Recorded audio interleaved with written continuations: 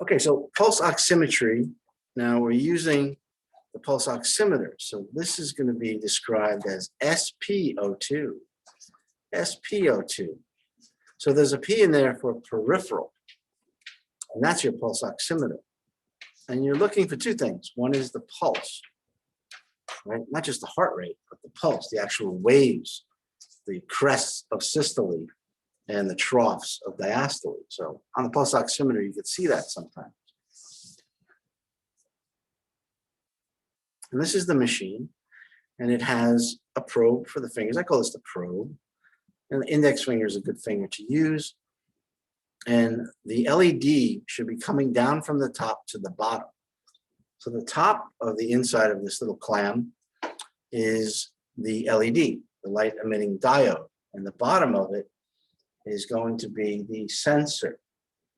So the blood is going to be absorbed through the finger, and the wavelengths are not going to reach the actual sensor. All right? So, and we'll talk about that. We'll talk about what the wavelengths are, and we'll record that too. So this is SpO2, peripheral. So peripheral means the finger, right? Peripheral blood. And one thing you should remember, whenever we're talking about SpO2 or SaO2, or just SO2, which is all oxyhemoglobin saturation percent, we're only testing arterial blood every time, right? And that's important because the arteries are delivering the oxygenated blood to all the tissue. And that's what we're interested in. So again, on page 141, memorize those normals for now. And this is an easy one because we talk about this a lot, that the O2 saturation hemoglobin percent should be above 95 to 100 would be even better. So again, it'll give you these numbers, the O2 sat, and then your pulse rate, which should equal the heart rate. And these are your pulse waveforms. You can see the systole is the crest of those waves. Right?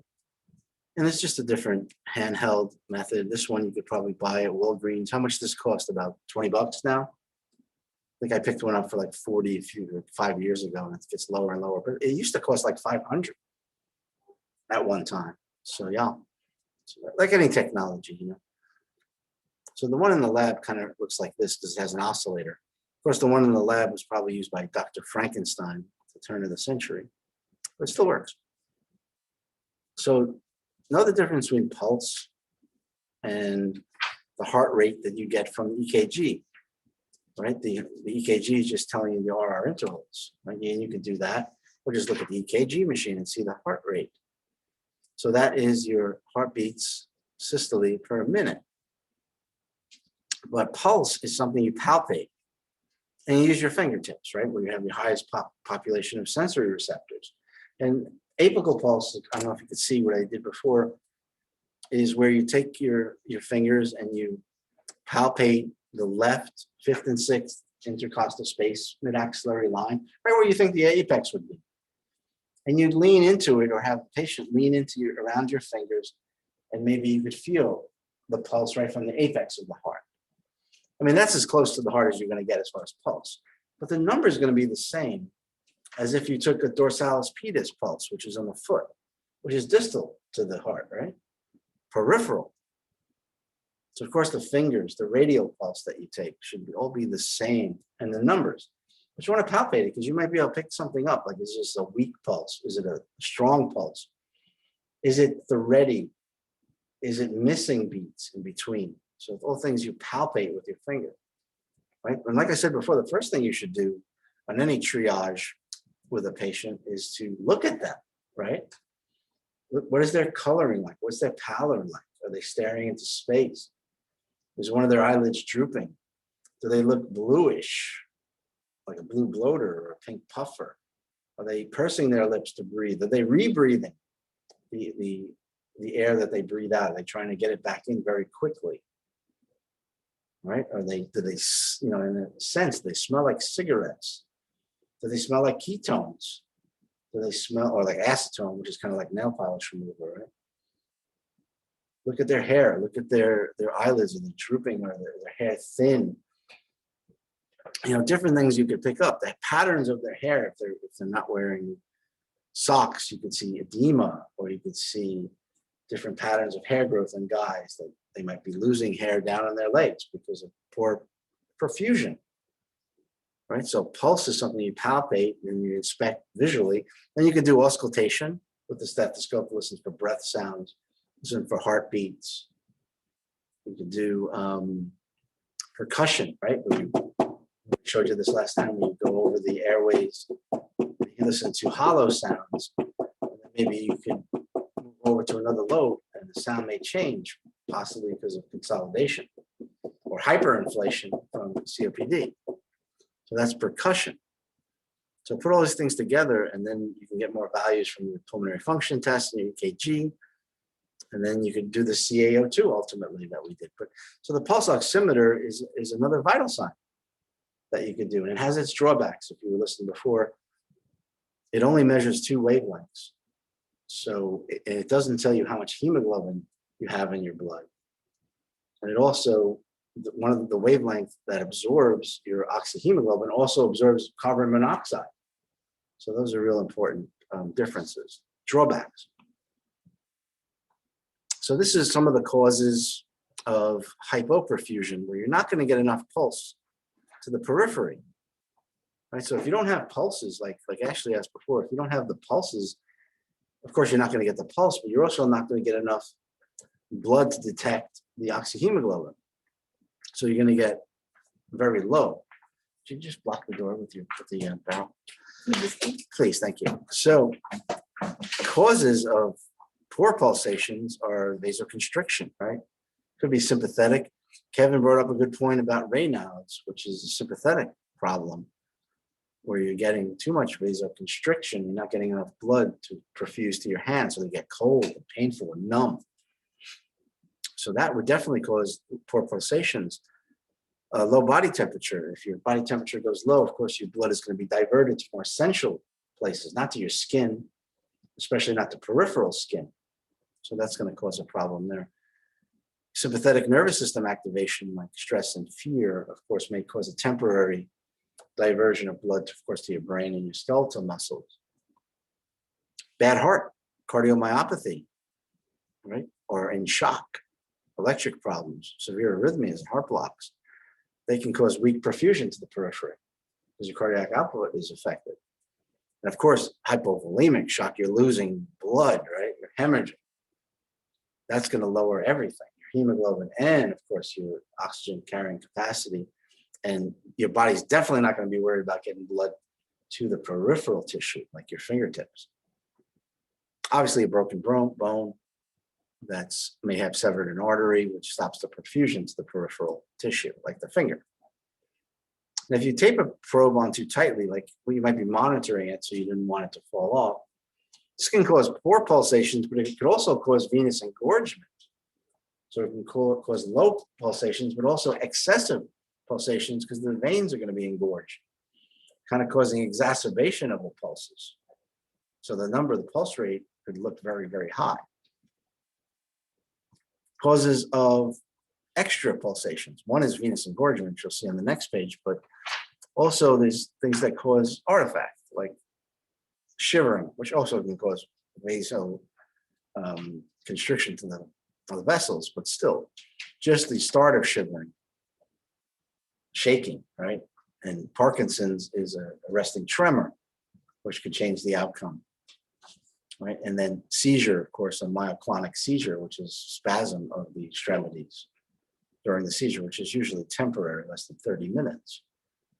Also, if you're wearing nail polish, like acrylic dark nail polish, especially, or fake nails, like we mentioned before, that'll block the LED going through. So that would give you the opposite of this, though. That would give you less pulsations, because that's another thing. So that would be more in this vein if you have dark nail polish.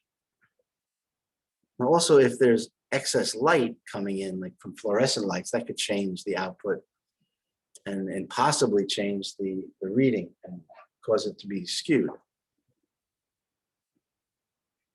This is about the venous engorgement. So again, taping the pulse oximeter on too tight can cause venous engorgement, which will give, so the veins will start pulsating because veins have tunica medius too. And if it's engorged in that area, it may exacerbate the pulsations. Right? It's like something like right-sided heart failure. Like if you have a problem with your tricuspid valve or your pulmonary valve, the blood is going to back up and cause edema in the systemic veins. And then the pressure of the veins, which is usually zero, the mean arterial pressure, like, is supposed to be high. But the pressure in the veins is zero or low, very low, below 40 millimeters of mercury. So if that increases, you're going to get excess pulsations in the periphery. Sometimes you might see that in somebody who has right-sided heart failure, right? They have very distended internal jugular veins, right? So again, that's part of the inspection you do. Blue bloater, pink puffer, distended veins, edema, ascites, all these things. So this could lead to readings that are askew. So again, this is the oxyhemoglobin saturation curve, and plotted on the y-axis is your percent saturation. And on the bottom on the x-axis is your PaO2. So in arterial blood, you should have a PaO2 that's close to 100, right? Because it's coming from the lungs and the systemic arteries. In the veins, we're okay at like that 70, right, percent or 75%. You'll see that extrapolated on another curve. So this on the left is just showing what the pulse oximeter is testing.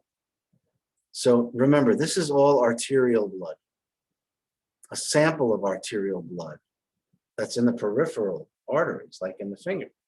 SpO2 is strictly pulse oximetry.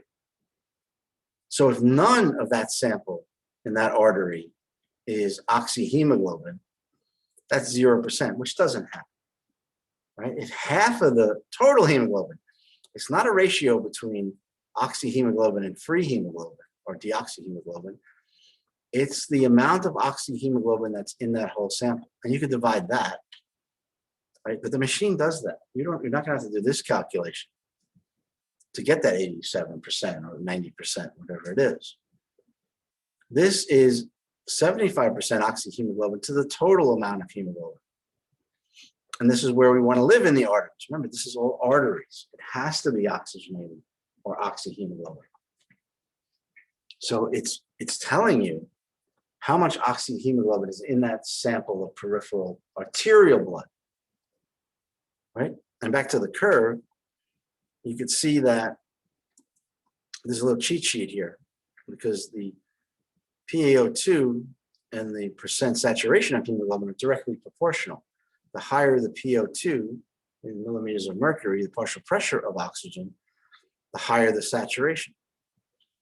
So we mentioned some numbers here, like 75% saturation is equal to 40 millimeters of mercury partial pressure. This is your cyanotic point, cyanosis, right? But we don't want to wait that long. So when you get to 60 millimeters of mercury at 90% oxygenation, that's your ICU point. That's when the alarm should go off to tell you that this person's headed for severe respiratory distress. You don't want to wait till they turn blue, right? So partial pressure, you can't tell from the pulse oximeter. Partial pressure has to be done by an arterial blood gas, and we can plug those numbers in later to get the CaO2, which is the absolute content of oxygen in a deciliter of blood. So we want to live up here, 80 millimeters of mercury above to get that 95% and above. So that it's directly proportional. And you did this in lecture, so you know that up here in the plateau region, hemoglobin has a very high affinity for oxygen. So it's going to want to, of course, bind more oxygen, and that's exactly what it does as the partial pressure increases. Right over here, it's completely appropriate to dump the oxygen off when the partial pressure goes lower, like in the veins, right? Because that's after the capillaries. The oxygen has been dissociated because that's what we're doing. The arteries are delivering the oxygen. So in the steep region, the affinity for oxygen to hemoglobin goes down. This is a good one because it shows you a couple of things. This is where the arterial blood lives, right, in your systemic arteries, because that's the delivery system of oxygenated blood. So the partial pressure is 100, and the percent saturation of hemoglobin with oxygen is above 95.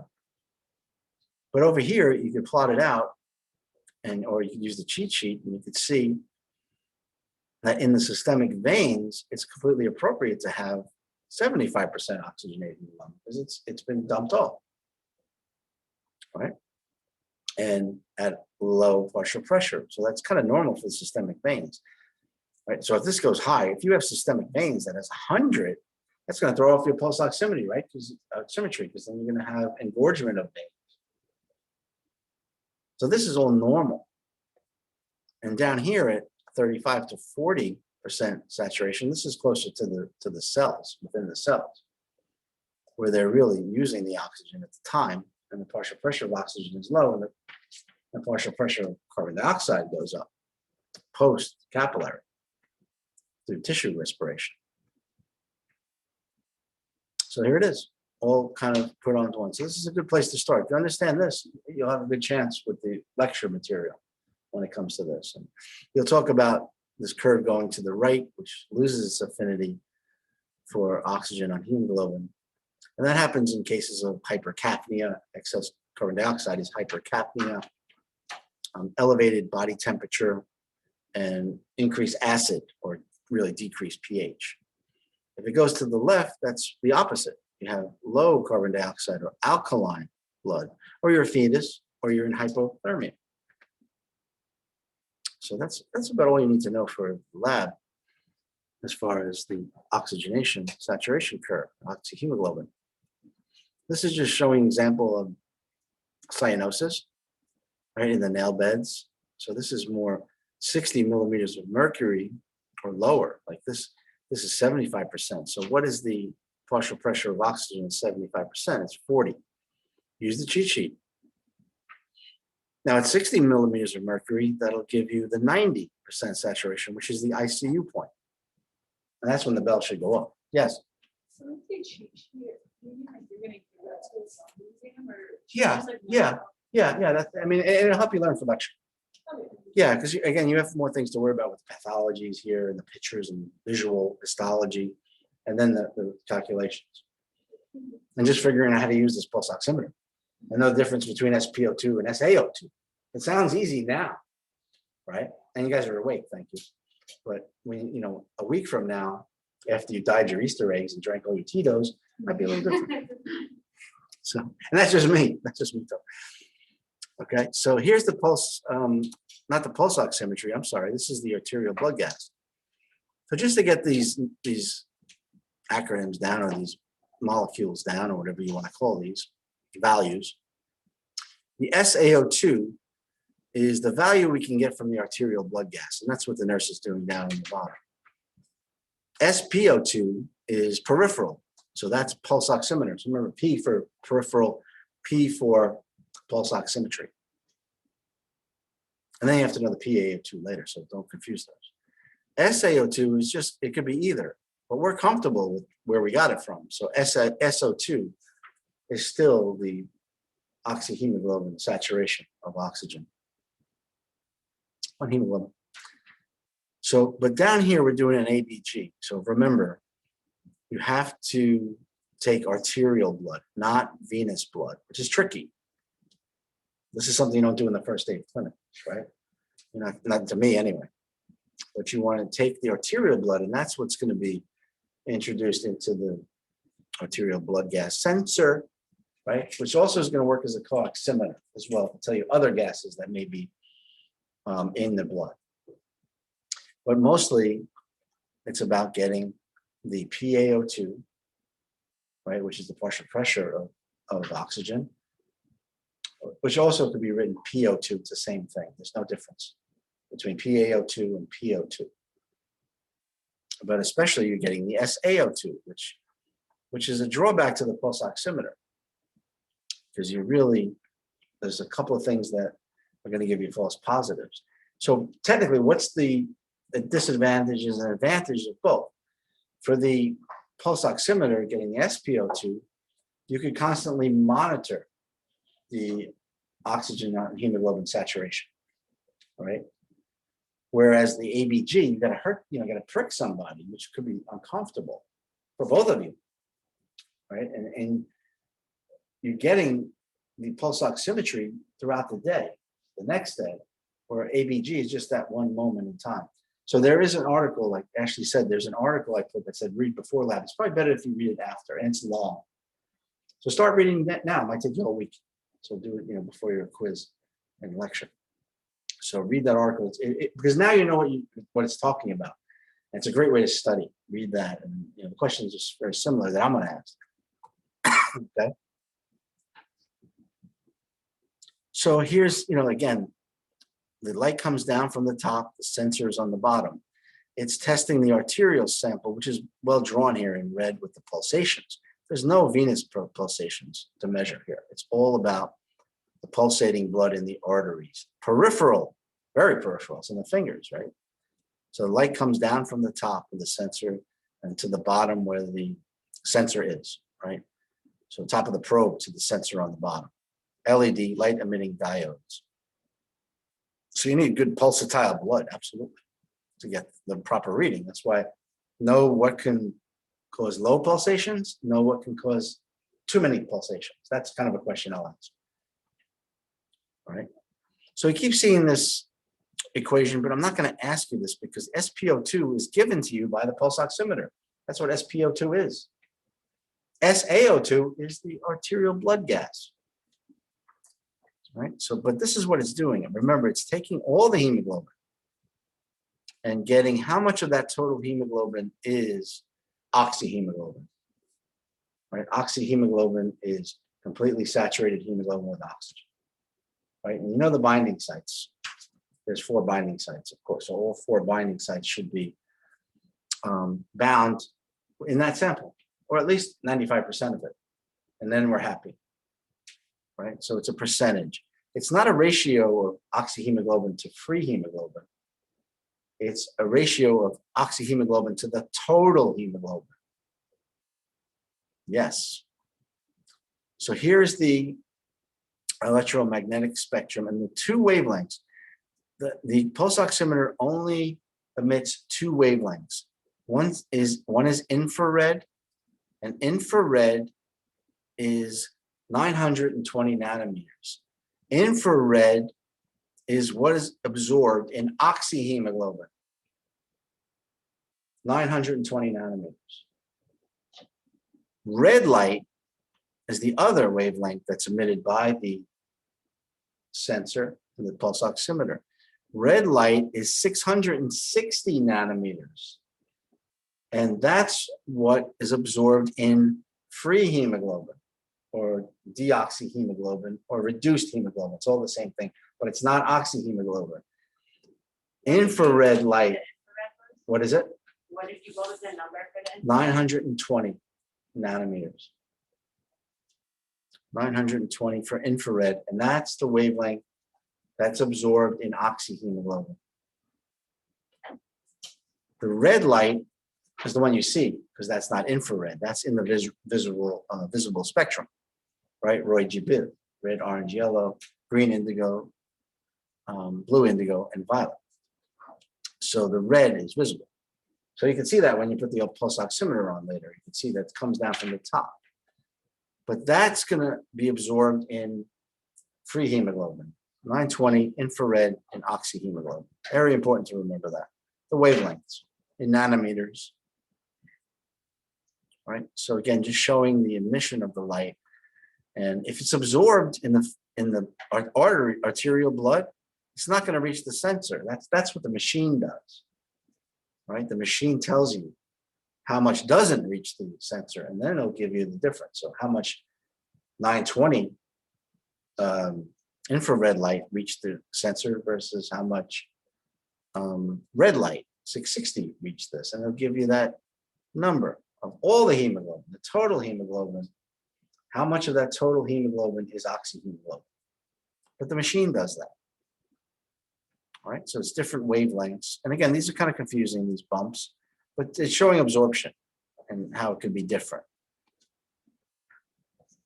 All right, so high concentration of either, it could be either we're talking about here. In the arterial blood, remember, you're gonna have high concentration, you're gonna have high absorption, and less will make it down to the actual sensor. Sensors on the bottom, of LEDs on top. So this has less of the concentration of whichever in that sample, that arterial sample. So more of that wavelength will reach the sensor, and the machine will figure that out and deal with it. More of the same. Does that give you a lower pulse ox reading if it's low absorption? It depends on which wavelength. It depends on which wavelength. So that's the difficult part. It's like it's two different wavelengths coming down. So the machine will figure out which, it'll add up both of them, like this wavelength, and then it'll do a calculation within the device to tell you how much of all of that absorption is oxyhemoglobin based on what reached the sensor. Yeah, it's a tough thing to understand, really. Yeah, it was not. And you're not gonna have to explain that to me, but the main thing here is of all the total hemoglobin in that sample, how much of it is oxyhemoglobin is the key, right? But you're gonna have to know the numbers for the test. So you have to remember like what you wrote down. You know that 920 is infrared. That's what oxyhemoglobin absorbs at. The red light is 660 nanometers. That's what free hemoglobin absorbs at. That's more important. Yeah, good point. You know, because again, this is kind of hard to understand all the way around, let alone how the machine works. So I'm not going to kill you on every little detail about that, you know, and the outcome. So, but on this one, you can see if you added these two together, there'd be much higher percent overall in infrared absorption, right? It might not be perfect. It might not be over 95, but it's pretty good, right? This one is completely infrared. So it's a little confusing, these pictures, I think. And again, you can listen to Professor Liberty's narrations, and they're really well explained with this. So it's just really long, but you know, it's worth it. You got a few days off, right? You got a mental health day now. Mabel's going to take the whole day off, though, which is probably the best thing. Probably the best thing just to do nothing for one day, right? I agree. I agree. One day to do nothing, actually. So this is more of the same, basically. Talking about that total hemoglobin and taking the oxyhemoglobin and getting that percent of oxyhemoglobin in that peripheral sample. We're still talking about the pulse oximeter, right? Still pulse oximetry. So this one's a good example because if you have all of this, both of these wavelengths, you add them together, it'd be 50-50, right? It'd be like this. This one would be more like this, 87% oxyhemoglobin. That's the way I look at it. You know, you get that? Right, and it's just showing what's absorbing at the different wavelengths. And there's only two. There's only two in the pulse oximeter, as far as the ones we use this day and age. Now maybe there'll be a co-oximeter someday that we could use as on your finger peripherally, but right now we don't do that. Okay, so more of the same, just more of the same here. And this is that 50-50 one. So this is completely inappropriate in the arteries. Everybody agree? That number's not going to work. 75 is going to be cyanosis. 90 is going to put you in the ICU. And 95, we're okay, as long as we get a good reading. Okay, more and back to the dissociation curve. And this is just showing you at different hemoglobin levels. So again, on page 141, make sure you know all those normals, right? The hemoglobin levels. That's really important. You'll get a case study. Like last time, right? You might get a similar case study. Now we're going to talk about pulse ox on that same person, right? You didn't kill the person, I don't think. Although some people called it viral pneumonia when it was bacterial, but I think we could fix that. As long as you didn't say like carcinoma or anything on that page, right? So this just gives you the CaO2, which I'll talk about and how to calculate it. Because the CaO2 is the absolute content of oxygen bound to hemoglobin and the dissolved in the plasma. And you know that 98% of all the hemoglobin, all the oxygen in your blood is carried on hemoglobin, and less than 2% is dissolved in the plasma. So oxygen doesn't have a very high solubility in plasma. Carbon dioxide a bit higher. So here's the terms. Free hemoglobin or reduced hemoglobin is the same thing. Sometimes it's called deoxyhemoglobin. So it's not fully saturated with oxygen. Where this one, fully saturated hemoglobin with oxygen, is called oxyhemoglobin. So definitely look at these, because sometimes it's tricky when you see them on the test. You know, you see the way if you miss something. So don't confuse oxyhemoglobin with carboxyhemoglobin, because carboxyhemoglobin is hemoglobin bound with carbon monoxide, right? And methemoglobin, I'm not going to really ask you a lot of questions about methemoglobin or sulfhemoglobin. I don't think I'm going to put that blue lady on the test, but this is what you should know. Oxyhemoglobin, carboxyhemoglobin, methemoglobin, and sulfhemoglobin all absorb infrared light. So the pulse oximeter is not going to tell you the difference. You could have 100% O2 sat on the pulse oximeter, SpO2, and you could be dealing with carbon monoxide poisoning. But like we said at the beginning, you're inspecting the patient, right? You're looking at them. You're doing blood pressure. You're doing palpation, auscultation, percussion, whatever you need to do to make sure you know what's going on. So the pulse oximeter is just a piece of the puzzle. It's a vital sign now, but it can have a skewed value. And the other problem with the pulse oximeter and the arterial blood gas, if that's all you're using, is SaO2 or SpO2. It doesn't take into account anemia, decreased hematocrit, low iron, low red blood cells, low hemoglobin, of course. So in order to get the absolute content and what's going on there, for the better or worse, you have to do CaO2, and that's the absolute content of oxygen. And that's the equation that we'll do. Carbaminohemoglobin is hemoglobin bound with carbon dioxide. So carbon dioxide, 70% of the carbon dioxide in your blood is carried on the bicarbonate ion to your carbonic acid. 7% of carbon dioxide is dissolved in the plasma. So carbon dioxide has a higher solubility coefficient than does oxygen. But 23% of your carbon dioxide in your blood is carried on hemoglobin, but not on the heme part, not the iron binding site. Carbon dioxide will bind to the globin or the peptide chains, and that's made of amino acids. That's why it's called carbaminohemoglobin. So please know these for matching, right? Yes. So we have to memorize this. Yeah. There's two numbers you have to memorize, right? They're not so bad. Not so bad.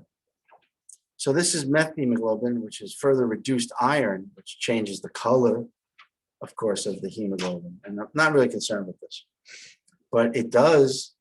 Methemoglobin absorbs infrared light around 920 nanometers. Maybe not exactly 920 like oxyhemoglobin does, but it's still close. Carbon monoxide, this is a big part of it. You should know a lot about this, right? How, and you already talked about the affinity is higher for carbon monoxide and hemoglobin than is oxygen. And some of the causes are smoke, tobacco smoking, the exhaust, right?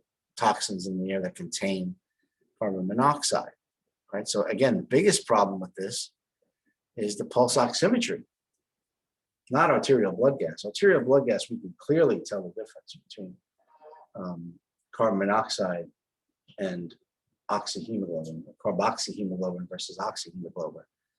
So co-oximetry does that through arterial blood gas and tells the difference, what gas is creating that number, right? So again, somebody with smoker, with COPD, they can't get rid of the carbon monoxide, so that builds up in the blood just like the carbon dioxide does. So this test is really not about carbon dioxide for the most part, but just you should know that what carbaminohemoglobin is, though. You know, that it's in the blood, and that could be measured through an arterial blood gas, and we'll do that. And you can measure partial pressures of all the gases with an arterial blood gas. But at least the pulse oximeter we can use for, you know, triage. We can see, you know, if everything else is pretty clear. It's not a smoker. This is probably not carbon monoxide poisoning. And then you can go on to monitor them in the hospital or nursing home for their oxyhemoglobin saturation, and you can be comfortable with that.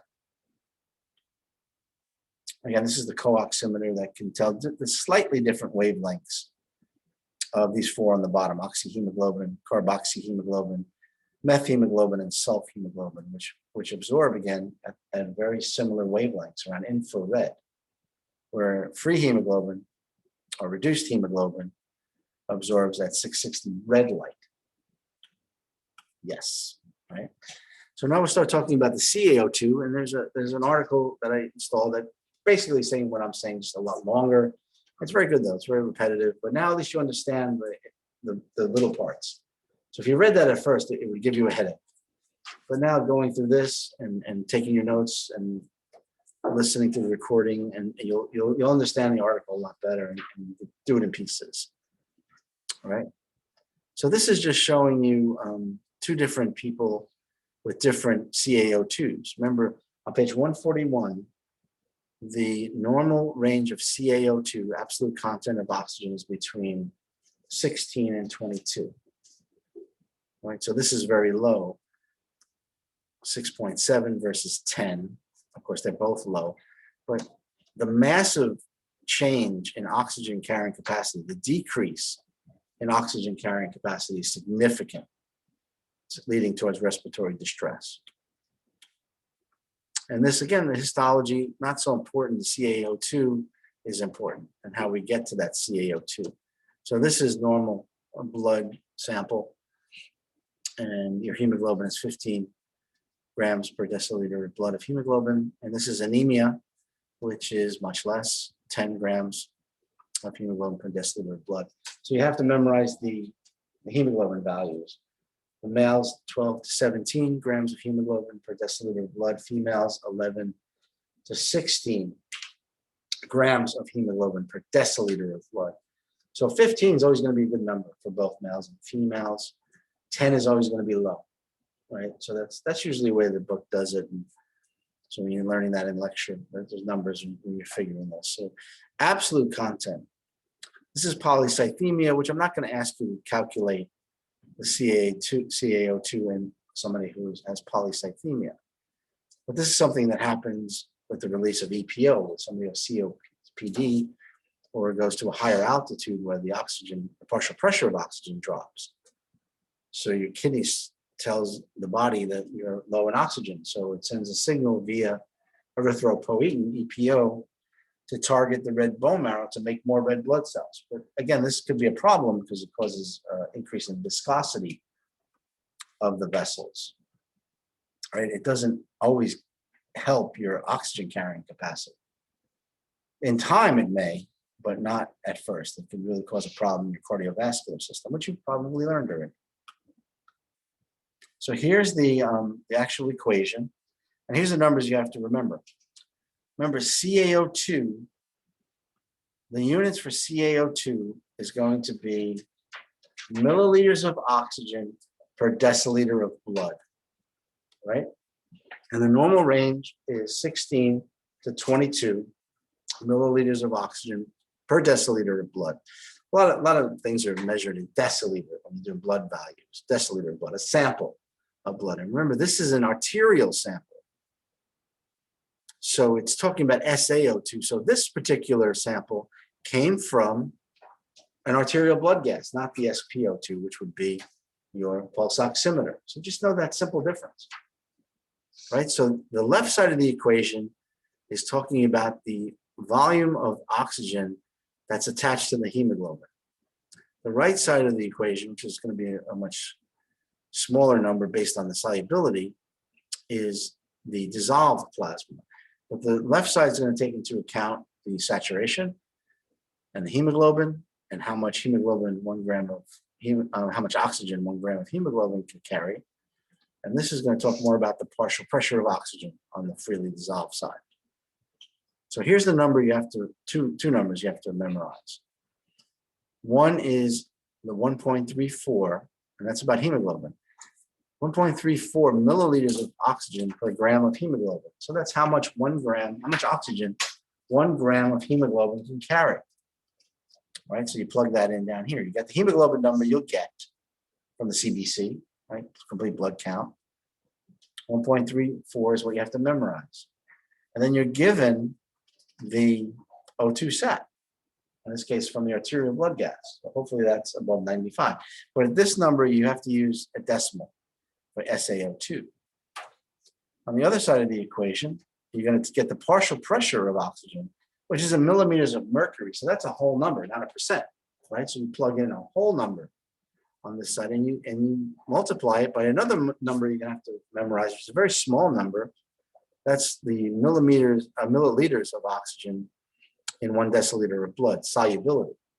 So the 0.003 is the solubility of oxygen into the plasma. And you add those two numbers together once you get them.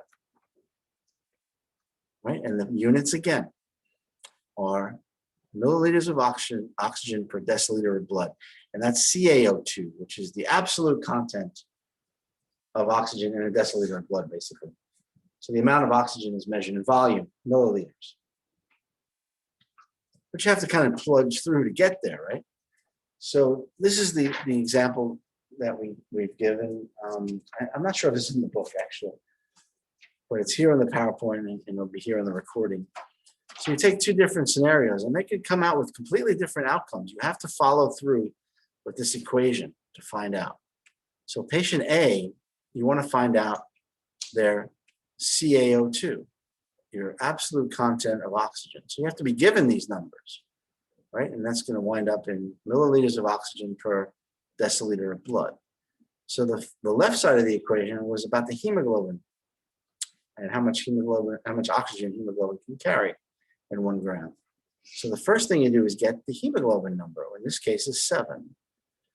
And then you multiply that by that fixed number that you have to memorize, the 1.34. That's hemoglobin, 1 gram of hemoglobin's carrying capacity for oxygen. And then you multiply that by the SaO2 or the SO2. In this case, the saturation, O2 sat on hemoglobin is 95, but you got to use a decimal here because that's a percent. So if it's 100%, you got to use you put 1. So that's all about the hemoglobin. And then the other side of the equation is about the solubility in the plasma. So in this case, you have to take the PO2 or the PaO2, and that's a whole number, and that's going to be 85.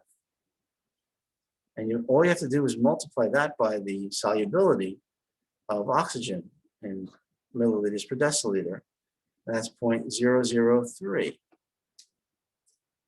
So if you use your calculator and you get the numbers, and you're going to get 8.911. You can round off a little bit. I think that's correct. And then you're going to add to this value, right, which I got 0.255 rounded. And the result was 9.2 milliliters per deciliter. And that's low. Okay, so that CA2 is low. Patient B, same routine. CaO2, absolute content of oxygen, which ultimately is going to be in milliliters of oxygen per deciliter of blood. So patient B has a 15 hemoglobin grams per deciliter of blood times the constant 1.34. How much 1 gram of hemoglobin, how much oxygen 1 gram of hemoglobin can carry? And then you multiply that by the O2 sat, which is 85 in this case. It's a decimal. This is a decimal, it's a percent on the left side, the hemoglobin side. Then you're going to go to the other side, and that's going to be about the solubility. So here you need the PaO2 or PO2, That's a whole number, 55 millimeters of mercury times the solubility, which is 0.003. So if you did the math here, make sure this is right, this one would come out to be 17.085. Might have to do some rounding there. So use your calculator, practice these, and you'll get different numbers in a case study, right? A case study. So the case study, let me tell you in a minute, but the case study is going to be not only about this, but also about the respiratory pathologies like tuberculosis, viral, typical versus atypical pneumonia, emphysema, right? Tuberculosis and the cancers, right? And you'll get pictures, and you'll be able to, maybe in a case study, put all this together in one way or another. And then you'll answer questions on Blackboard. So this side of the equation, let me make sure I get the right number.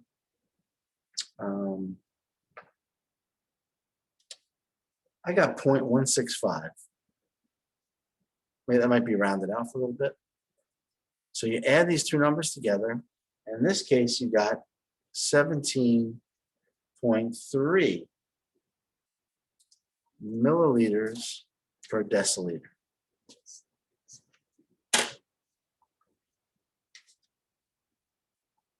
Okay. Any questions? Where was the 0.3?